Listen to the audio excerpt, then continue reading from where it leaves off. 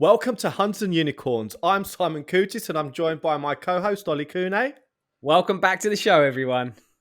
And it's a pleasure to welcome Chris Mahoney. Chris, welcome to the show. Simon, Ollie, it's great to be here. Thank you so much for the invitation. The pleasure is absolutely all ours, Chris. Thank you so much for joining us today. By way of an introduction, you're currently the SVP of Worldwide Sales at LaunchDarkly, having previously been part of the incredible success story at ServiceNow, where you helped them transition from a single product play to a multi-product enterprise sales motion. When you first joined, you helped to launch the first product line and grow revenue from just below 50 million to over $1 billion, and then repeated that 4 more times. And if ever you needed a further testimony of excellence, you were hired by Andy Byron, you were taught by Keith Butler, and you were promoted by Tom Schmidt. Just truly, truly incredible. So, Chris, it's a really amazing story. It is a great, great career that you've had. But take us right to the beginning. How did you first enter software sales? Well, so I grew up in Boston, and I started my career actually in consumer software with a company called The Learning Company. And I was there for about 7 years, and that's where we went through 27 mergers and acquisitions. Started at about 150 million in revenue, and we grew it to about 1.5 billion before we were sold to Mattel, the toy company, for about 3.5 billion. So obviously, that was your first kind of entry into sales. At what point did you then start really getting into kind of the hardcore sale, the hardcore SaaS sales experience? Take us there. Well, I held a few different roles at the Learning Company, started in operations, and then I went into sales. And they set me down in Manhattan to learn how to sell, and that was interesting. And years later, when I moved up to Montreal, I transitioned from consumer software into enterprise sales. So you actually took leadership positions before you joined your BMC. Yeah, I actually had to take a step back. So I was leading a $25 million business with 10 people in the consumer software industry. And when I went into enterprise software, I went all the way back down on the bottom and became an account executive for years. So Chris, you obviously had a very, very illustrious career, early on the consumer side, but then you obviously transitioned into kind of an enterprise selling motion. You obviously joined BMC, but you actually had to make sacrifices to make that leap. Why, first of all, did you make that choice, and what can you tell us about that process? Well, at the time, the consumer software industry was declining. Most of the entertainment software was moving online. And so I had a friend up in Montreal that was working at IBM as an account executive and said, hey, it looks like he's making a pretty good living. Maybe I could do that. And so I had to then take several steps back. I went from leading a team in Canada in the consumer software industry to starting over as an account executive. And obviously, BMC is an organization which, the sales motion has obviously been well documented as part of the various series that we've obviously covered. Tell us about your transition into that role. Obviously, you were already quite senior. You already had kind of an established way of doing things. Tell us about that transition period. What did you have to change? What did you learn? What was kind of new about that? There was a lot that was new. And though I had experience, I wasn't sure how applicable it was. The interview at BMC was really different. It was different from anything I had ever gone through. And it was conducted mostly by the Blade Logic folks. As you mentioned, Andy Byron was leading that Northeast division. And so it was his team that interviewed me. And normally I was used to going through sales performance metrics and like, how did you get to where you got to? But they were diving into who you are, like where you came from, how do you approach different situations. And throughout the process, I was really getting this feeling like they were trying to figure out, how did I tick? Like what made me tick? What made me successful? And so I had a lot to learn. I mean, when I started at BMC, I was thrilled and I was terrified at the exact same time because I just felt like the process was so different than anything I had done before. So obviously, you were hired by Andy Byron. As you alluded to just a moment ago. Obviously, it is really important that they understand the person and what makes you tick. And then, how did you then find how that was applied in terms of what they were coaching you on and what you were working on, and in terms of the kind of the first initiatives that you were part of? One of the things that they always focused on was learning. And for me, that became a key belief, approaching situations with a beginner's mindset, listening like you're wrong. There was all these new acronyms and this new process that you had to step through. And I think that in particular, Andy saw that I was struggling. I needed to learn how they operated and how to operate effectively. And one thing about that culture and one thing about that team was when they see potential, they spend extra time. And I'm extremely grateful for, the all the time that he spent with me to teach me the process, to teach me, the solutions and how do you actually execute getting to, for instance, an economic buyer. What would you say was the hardest element to learn out of that, all those processes that you were being taught by Andy? I'd say two things. The first would be, again, that beginner's mindset. It's sort of like suspending the things that you've learned and attending to the things that you're trying to do. And forgetting that I had this experience in starting with this new mindset, like, okay, I haven't done this before. I have to approach it like I'm a rookie. That was the first thing. And I think the next thing was just straight up courage. They were asking us to go to places and to get to personas within an organization I had never done before. And not only that, but being a kid from Boston, living in Montreal, I wasn't bilingual at the time, and it was hard getting into French-speaking executives. Yeah, so obviously there's this assumption that the people that we feature on this show tend to be elite, right? And there's this assumption that perhaps it's innate. But I think what's interesting with what you've just shared now is that by your own admission, you struggled initially. What were you going through, kind of mentally? I know you've kind of covered some of it, but talk to us about how you really coped with that, and what you actually learned from that experience also. Well, I think one of the benefits I had was I was a bit older. I had two children at that time.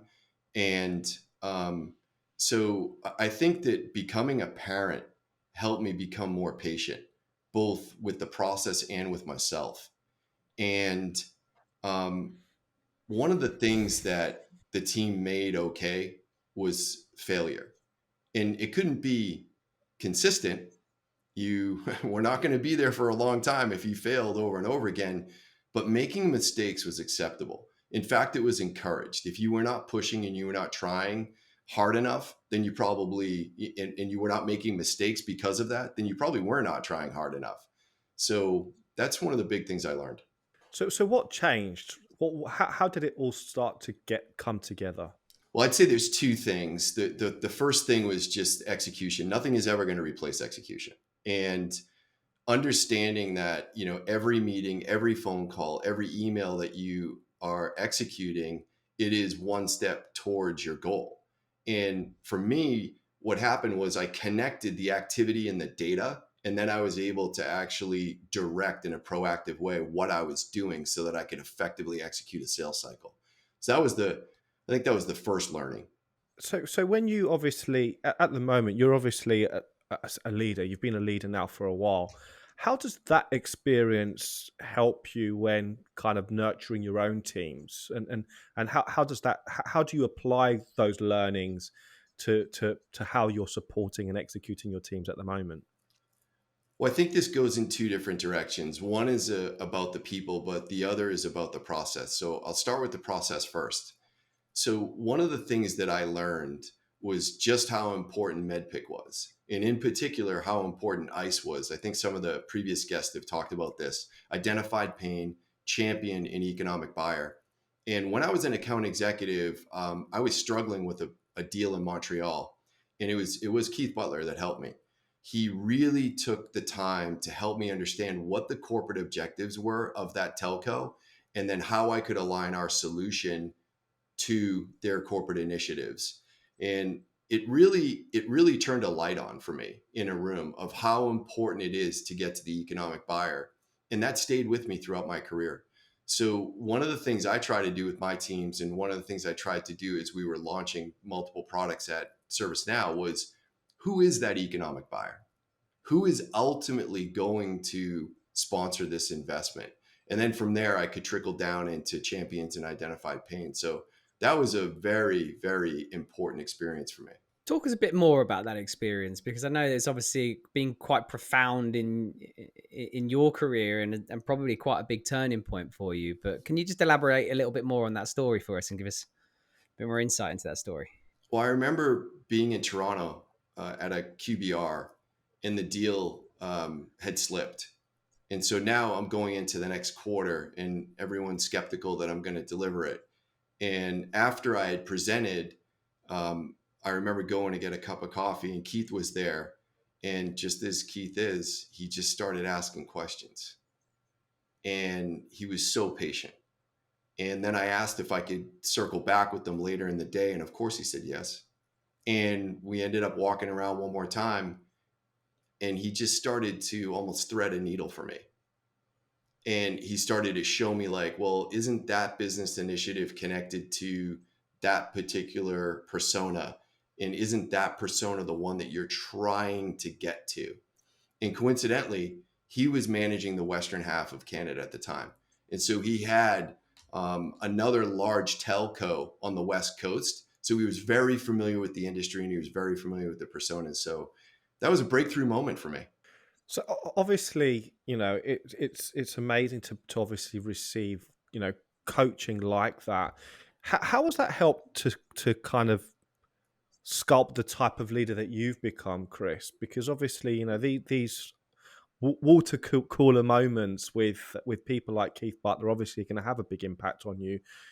Tell us about how this has kind of shaped you and your approach.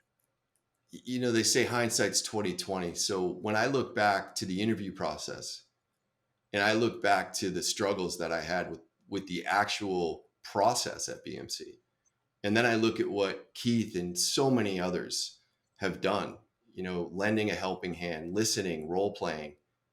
It's all about the people. And what I learned from that experience was, if you endeavor to meet someone where they are, and you really, really listen to what their situation is, what their struggles are, whether it's someone on your team or it's a customer, you can help them step into their potential, and you can help them really unleash and unlock their ability to get to where they want to go. And that stayed with me. And that's been the cornerstone of how I've been successful. It's not me, it's the people that I'm able to go and find. You talk about empathetic accountability. Tell us a little bit about how that works. Well, as I said, I grew up in Boston, so I went to a school there, and I was a pretty energetic kid, and so I was very, very lucky that the principal, Sister Marie, would take me out of class, and I would be setting up chairs in the auditorium and breaking them down, and she realized that outlet was a way for me to focus, and then throughout that process, she would help me kind of with the lessons. And one of the things, or I should say, three of the things she always talked about was empathy. Like, what would it be like to be in that person's situation? And then what could you do to help that person?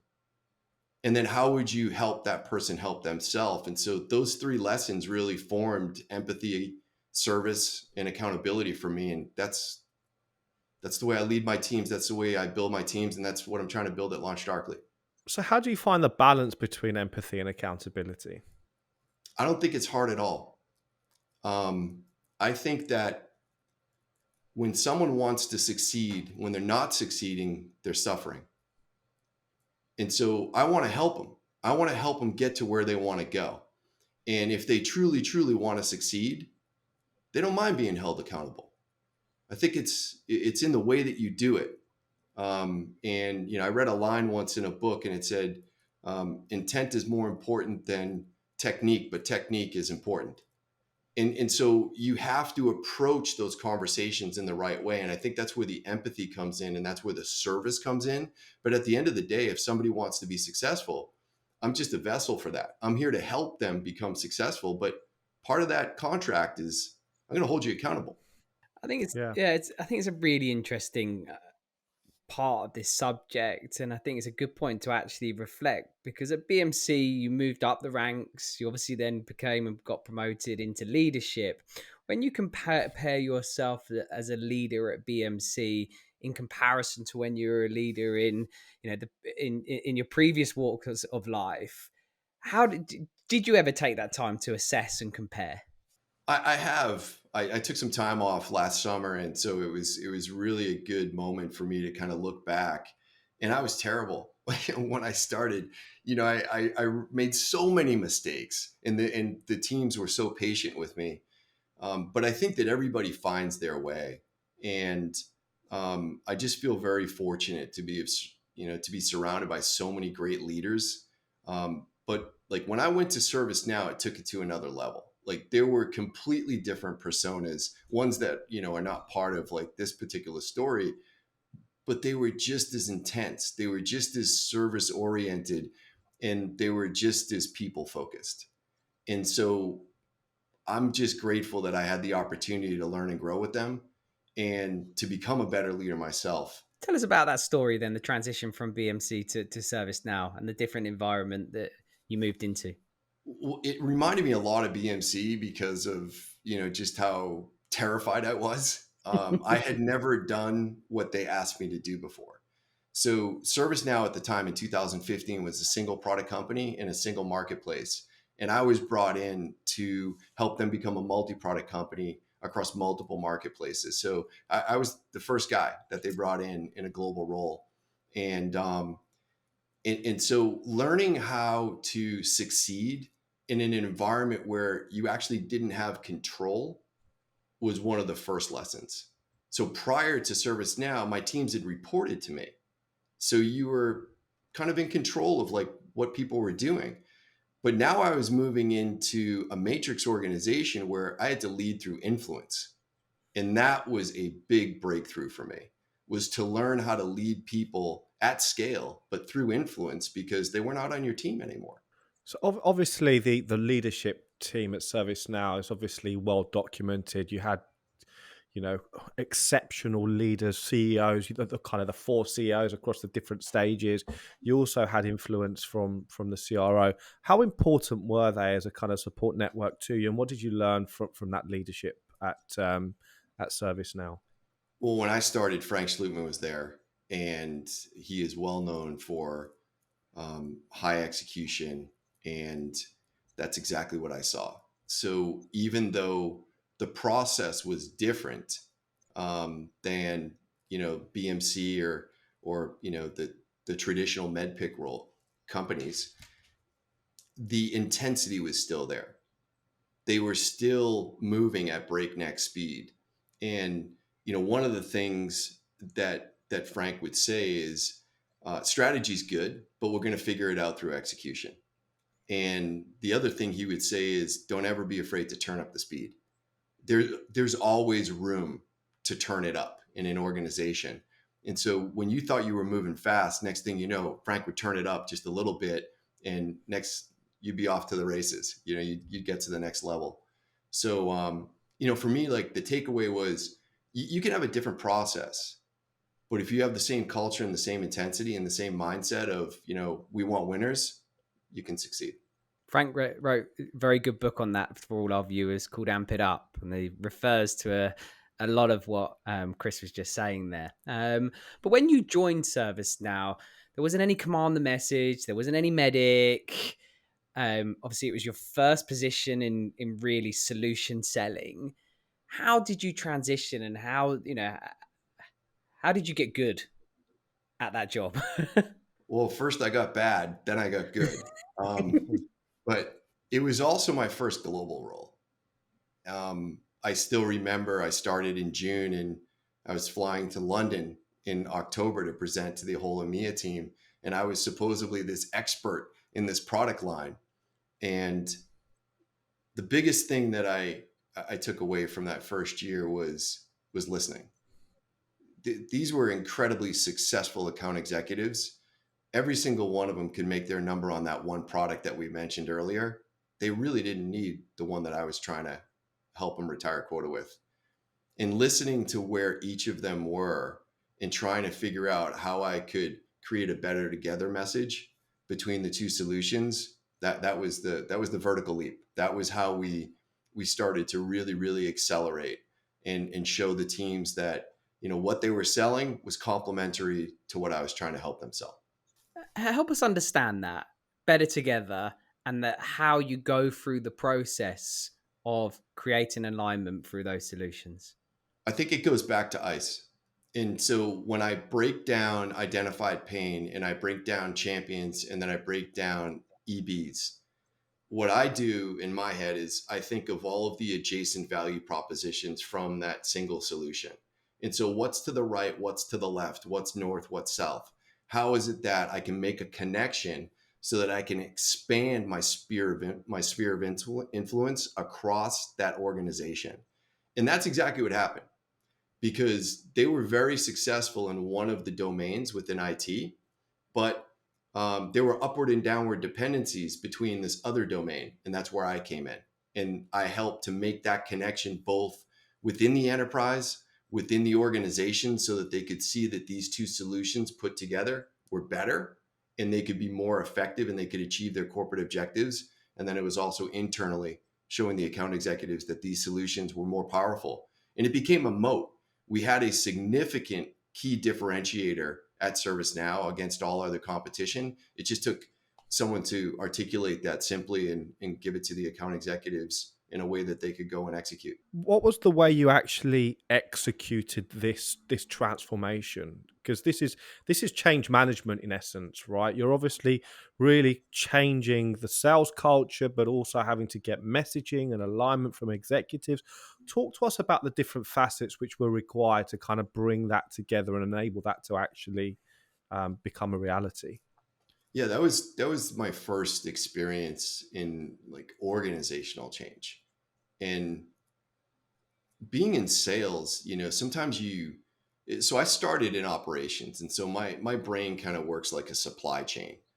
In consumer goods, I started in operations. And so I always looked at sales as very much like a supply chain. But at BMC and in other roles, I was kind of only responsible for like one part of that supply chain. And so the blinders were blown off when I went into ServiceNow and I realized I had to do all this. Like there were resources, but I had to get into that cross-functional value chain at ServiceNow, whether it was product, support, professional services, marketing, the pre-sales organization. And we had to connect everyone together so that we could fly in formation.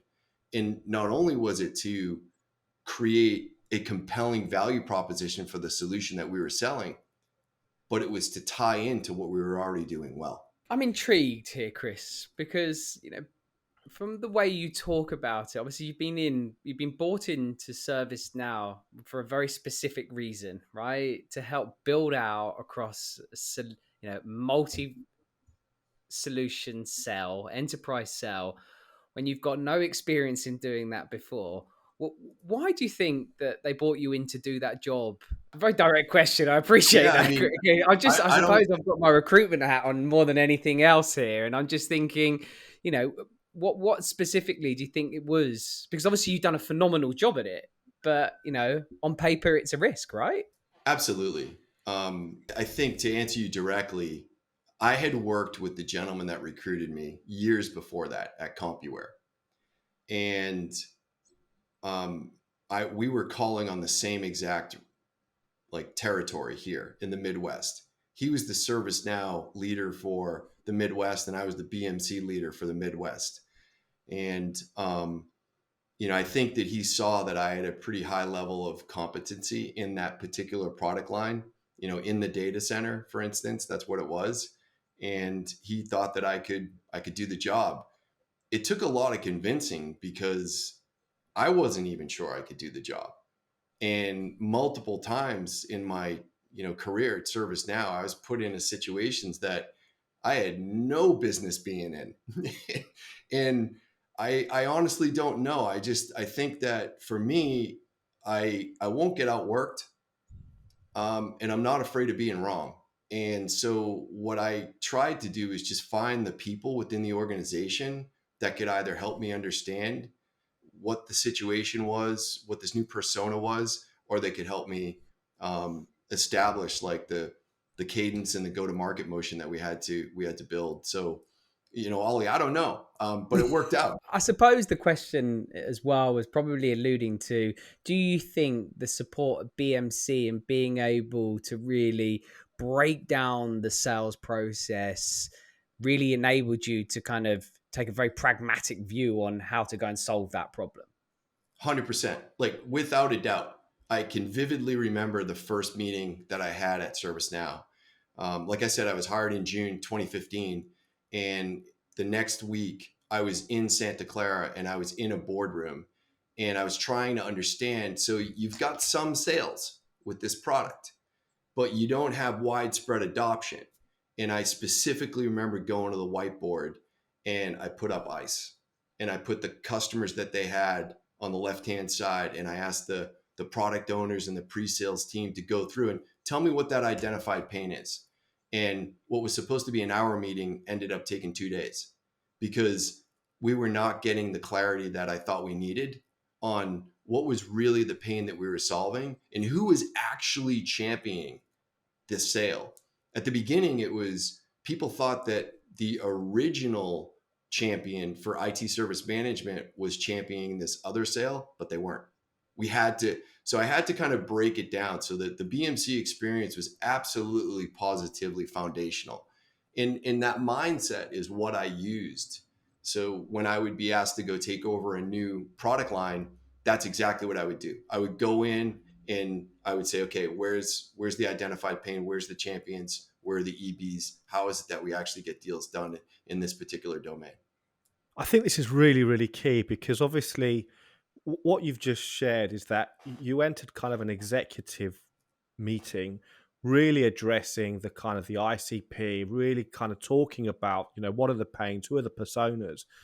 And it's interesting how those decisions are obviously made at that kind of executive level, but they're also transferable to the individual contributor as well. So tell us how important that is at that individual contributor level as well. Now that you've obviously made that link and you're articulating that, how important is that for ICs to really go after that and really kind of understand exactly who they're targeting, how they're targeting them, and what they're targeting them with?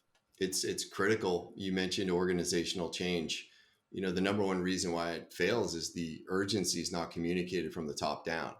And that was my responsibility. I would take what we produced and literally go out and go on sales calls with account executives. And I would spend time in the offices and just going through and role playing and training those teams so that, they at least knew. I started off with, what do you listen for?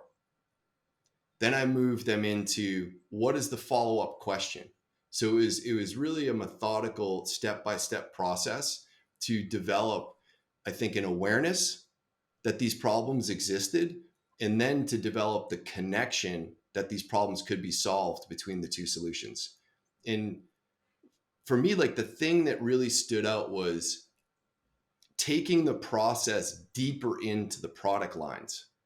That was something that I had never seen.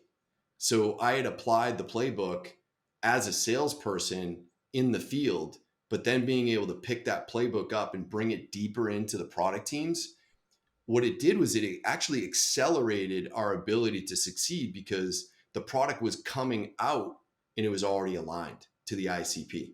And then I was able to just create relevant materials to then go train the field. So what should you be listening out for? Well, in the context of that particular product line, I started off with something really, really simple. And I said to all the account executives, I said, IT service management and ITOM are the closest cousins. In order to have an incident and a change in IT service management, you need to have an event and an alert in ITOM. So just go run an incident report that's going to tell you where all the events and alerts are. It was really just that simple. And I would say, follow the breadcrumbs. Now, people didn't know how to do that. So we would run the reports together. And then I would say, hey, look, they've had a window outage every single week for this much time. Do you think we should go talk to them about that? What's happening there?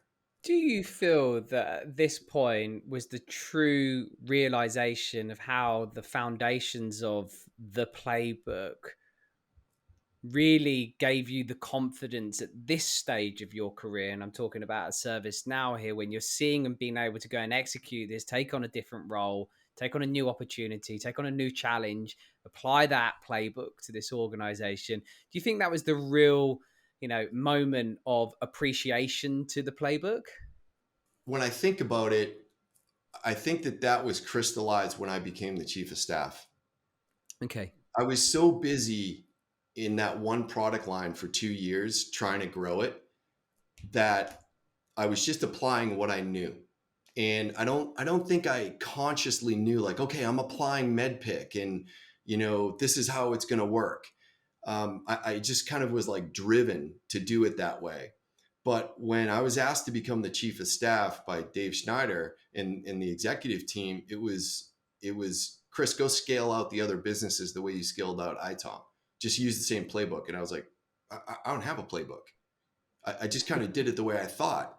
But then I thought about it and I'm like, wait, I do have a playbook. I do have a way of actually going to do this.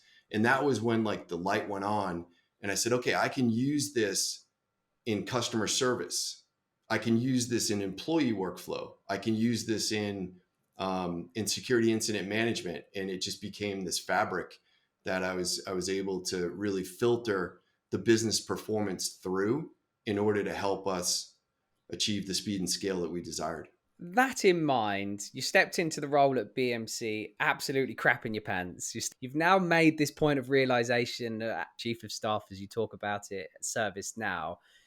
Have you ever crapped yourself as much now, knowing that you have that in your armory and it's the confidence of that playbook, which has now enabled you probably not to crap yourself as much?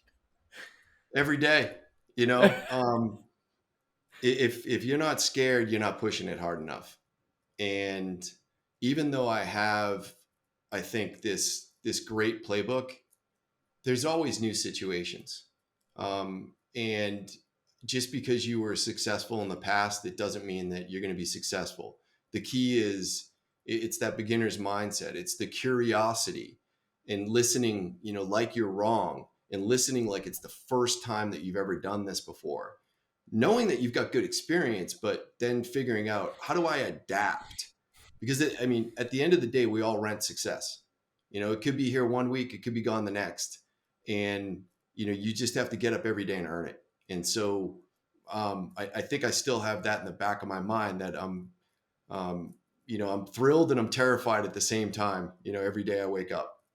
It's as I said, I think it's an amazing, I think, realization, and from how the conversations that we've had and found out the profound effects that the fundamentals of how we approach any software sales or enterprise sales, or any sales motion, really, that having this, as I said, very pragmatic blueprint that can really help us and guide us take a very kind of open view on how to approach this problem, I think has really been one of the reasons why we, as hunters and unicorns, have continued to tell the story. Why we're kind of wanting to oxygenate this so much more, because do you know what? It's a North Star. It's a compass. It gives you a perspective. I was on stage last week at LaunchDarkly's RKO, and I was presenting what we called the formula for success. And at the bottom of it was the customer engagement process in MedPick. And one of the things that I shared with the team was, I said, I'm here because of this.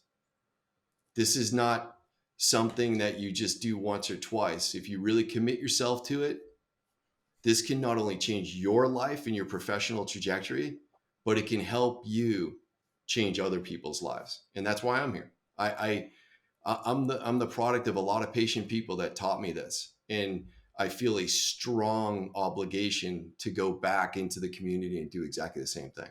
So you took three further promotions at ServiceNow. Eventually, you became Global VP of Solution Sales.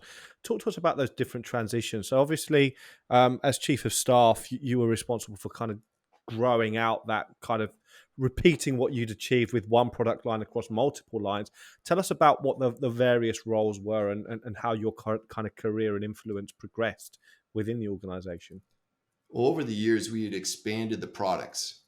And so, what we needed to do to make it easier for both our customers and our sellers to understand what we were doing was we had to consolidate these into logical workflows.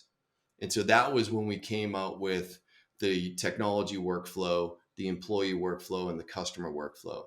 And at some point along my time at ServiceNow, I had all of those. And at the end, I was actually overseeing all of them for a period of time, and it was just unbelievable. Like I didn't have any experience managing, 100 people, 200 people, 500 people. The scale just got to be so big that I was humbled every day, and I really learned that clarity in communication, scheduling, and sequencing like what you're going to ask the field to do is so incredibly important. And it just continued to help me understand that you have got to prosecute any situation that's going to touch the field as much as you possibly can so that you can get it as simple as you can, because the simplicity scales. And whenever you have complexity in an organizational process or a go-to-market motion, that's when you run into friction and you start to see those vibrations. And so I've always tried to simplify things down and look at it like, if I can sell it, anybody can sell it. And that's what I tried to do. So at that point, Global VP of Solution Sales, 2020 to 2021, how many different product lines were you looking after at that stage? There were 4 at that time. Okay. It was basically the whole business. So it was every product we had at the company. And that process of simplifying, how do you go about that? You've touched on it a bit there, but I just want to get into a bit more of the inner workings of that. Simplifying is easy. Lots of talk about. The hardest thing is to write short emails, right? And simplifying communication. But how do you simplify? What is the process? How do you take things out? How do you work out what needs to stay in, what doesn't need to stay in? Can you give us a bit more insight into that? It all happens at the edge. It's talking to customers, and it's talking to account executives, and it's talking to the pre-sales engineers, talking to the partners, and listening, and listening to like how they articulate things, and listening to what grabs a customer's attention, and then editing with passion, and getting it down to the absolute essence of what the value is in that message. There's a lot of extra words. I mean, I'm in sales, we use a lot of words. And so, taking the time to just take a step back and just figure out, like, can I drop half of these from that sentence is a useful process. Where do you think that comes from, Chris? That ability to be able to do that? Where in your journey in your life have you? That's easy. That came from my 2 older brothers in a Jesuit education. I would come upstairs with a paper when I was in high school, and my brother would just rip it apart. My other brother would just write like too many words and send me back down. So it was this constant exercise of thinking about it differently and trying to shrink it down, because it's, I think, Einstein, right? If you can't say it simply, you don't understand it. So really, really trying to understand the situation and then being able to articulate it as simply as you can. That's what's going to scale. That's a very, very profound takeaway. So I think that's certainly really, really interesting approach. So transitioning out of ServiceNow, you've spent the best part of 6 years at ServiceNow, had a really big impact. You obviously transitioned across to Amplitude, and now you're at LaunchDarkly, where you've taken the Senior Vice President of Sales role. Why have you joined LaunchDarkly, and what is the mission? What is your role, and what is the mission? So I am the SVP of Worldwide Sales, report up into the CRO, and we're on a mission to give developers the power to build their best software. And companies are obviously building a lot of software, a lot of digital service transformation that's taken off right now. And so we feel like we're in a great spot. And so my job is to help the organization become a multi-product company while at the same time scaling out the go-to-market org. So what can you tell us about, where you are on that journey right now? So just tell us a little bit more. So LaunchDarkly is number one feature management platform in the world. We, in fact, created the category, and we have 113 out of the Fortune 500, over 4,000 customers. And this is the one that always gets me. We flip 20, that's 20 trillion flags in production every single day. So we're probably using a lot of applications today that LaunchDarkly is powering. Hmm. I mean, it is a very, very exciting organization, real kind of very hot space, very relevant, very kind of topical right now. What is the mission? So obviously you're talking about kind of multi product, but what's the mission there for you? My mission is to hire the greatest people that I can find to go and solve some of the hardest problems that organizations are facing today. And delivering software and maintaining engagement with your customer base is incredibly difficult. And so that's what we do at LaunchDarkly. And there's a lot of things that were promised in the sort of DevOps cycle that companies have not been able to realize. And so we believe that we've cracked the code. And by gradually releasing application components, what we're able to help customers do is avoid like those big bang technology migrations and all of the issues and the problems that come with that. Whether it's mobile, whether it's browser, it doesn't matter. That's what we help customers do. And I'm just looking for people that can help us help our customers. Amazing. What was the most profound reason why you joined LaunchDarkly, Chris? I always broke it down into three things. It was the tech, the timing, and the team. So when you are the category creator and you get this many customers this early in your lifespan, that's a pretty good indication you got the right technology. And when I talked to the founders, I was completely blown away at what they do. Some of the biggest and greatest brands that we've got in the world, we are literally running their software in production today. And then the next was the timing. So, when you think about organizations transforming, the highest rate of transformation is taking place at the digital level. And that's exactly what we help organizations do, whether it's an internal application or an external application. And then the final thing was the team. Every person that I talked to throughout the interview process continued to impress me more and more. And since I've arrived, we've added even more and more people.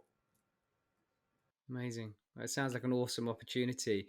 And I did want to ask a question in regards to obviously ServiceNow. You were there for 6 years, or just over 6 years. When did you know, and what was it that made you realize that your mission there was done and it was time for you to move on? That's a good question. I think it was the last role. Yeah, I mean, you're really making me think about that. Like, I kind of pinch myself sometimes because I can't even believe I did that.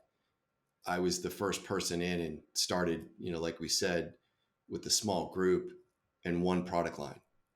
And just through the sheer, I think, will and desire of that entire organization, we navigated explosive growth. And I had never managed any, more than 10 people. And, several years later, I'm managing, teams of hundreds. And it was really, really humbling. And so in the last role, I wanted to get back to the account executives. I wanted to get back to the edge. And in large organizations, there's a lot of strategy and there's a lot of internal planning, that you've got to do. And that was a great learning experience. But for me, the fire burns. Like, I want to be at the edge. I want to be helping, a 25-year-old account executive understand how to navigate an organization. And then I want to stand back and I want to watch him succeed. And that's what gives me the greatest fulfillment. So ServiceNow was a fantastic experience, but it was time for me to build again. Nice. When you look back and you say to yourself, you were spent 6 years there, did it feel like 6 years? Yeah, it felt like 25. I mean, when you've got a global role and you're traveling all over the place, I mean, it wears on you. And I'm not complaining whatsoever, because I'm here because of that, and I wouldn't change a thing. Even I look at it like, you don't always make the right decisions, but you learn from the other ones. And there were things that we did early on that turned out to be things that we learned from. But now I look at ServiceNow, they just released their last quarter earnings and think, they did 2 billion in one quarter. And I mean, it just blows my mind that that's where that organization is. And I'm really proud of the contribution that my team's made. Yeah, I think it's an absolute rocket ship. When you actually think about the success story that is ServiceNow, and in that 6 years of what you were able to achieve, I think it's absolute hats off. And I think credit where credit's due, because lots of sacrifices are made for a journey like that. How did you balance your work life and family life in an environment like that? Because it's got to be highly taxing on time. I'd like to say I did it well, but I probably didn't. It it takes a lot. You got to be committed to the mission, and you sacrifice a lot. There's first days of school, there's sporting events, there's marquee moments, and moments that matter, and you can't replace them. And I missed a bunch of them. But one of the things I always tried to do was, when I was traveling, just get back home. And when I was home, I was home. I didn't work at home. I mean, not until COVID. But when I'm done, I'm done. Like, when I sit down for dinner, the phone is shut off and my family's getting 100% of my attention. I think it's often overlooked, when individuals are looking up at senior management, the actual sacrifice. And I think at the end of the day, I think it's important that people are aware, that the sacrifices people like yourself make in order to help others, and for the better good of everybody else. Not, it's by no means an act which you're doing purely for yourself. Lots of it is driven because you have that desire to help others, right? That's just how I grew up. It was ingrained. We had a big family, 6 kids, and you were there to help your community, and you were there to help others. And that's why I love leadership, because it just feels like a natural extension of who I am. And I'm probably a better leader than I was a salesperson. But I've had a lot of help. I've been surrounded by just amazing people to be able to learn from, and to take what I've got to the next level, and then to be able to help others do the same thing. It's incredibly humbling every single day.